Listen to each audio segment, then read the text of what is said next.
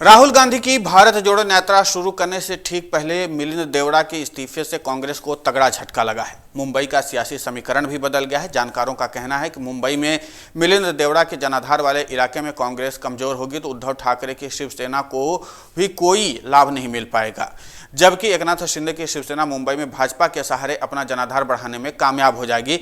मिलिंद देवड़ा के शिंदे की शिवसेना में शामिल होने से यह तय हो गया है कि देश की सबसे अमीर संसदीय सीट दक्षिण मुंबई से अब शिवसेना बनाम शिवसेना की लड़ाई होगी, जहां से उद्धव की शिवसेना के अरविंद सावंत भाजपा की मदद से लगातार 2 बार से सांसद हैं।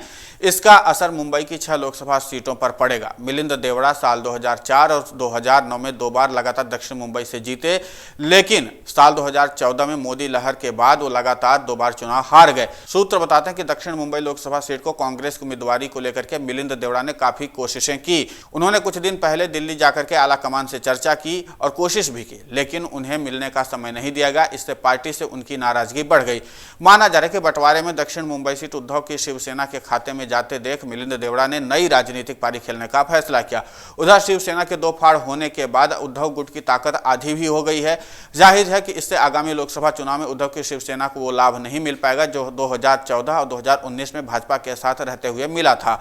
इस बीच 2 बार चुनाव हारने के बाद भी मिलिंद देवड़ा के जनाधार में कोई कमी नहीं आई है।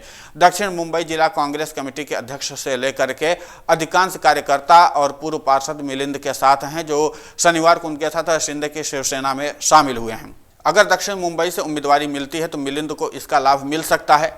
मुंबई कांग्रेस में देवड़ा परिवार का प्रभुत्व रहा है। पूर्व केंद्रीय मंत्री मुरली देवड़ा करीब 25 साल तक मुंबई कांग्रेस के अध्यक्ष रहे।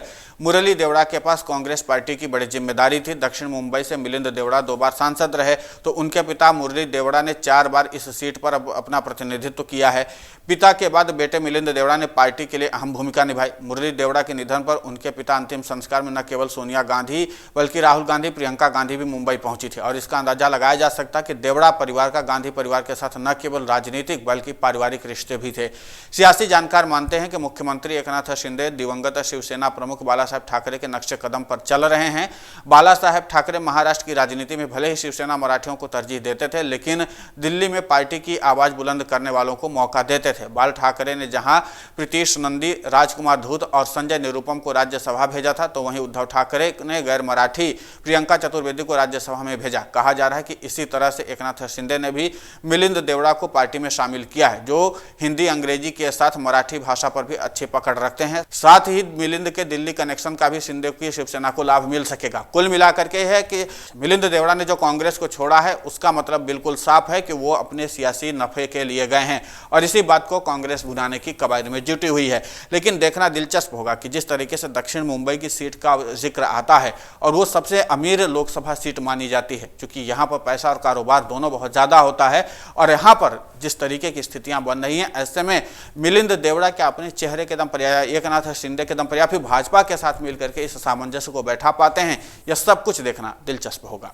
अगर आप ये वीडियो YouTube पर देख रहे हैं तो हमारे चैनल को सब्सक्राइब करें और बेल आइकन को दबाना ना भूलें। अगर आप Facebook पर ये वीडियो देख रहे हैं तो हमारे पेज को लाइक करें।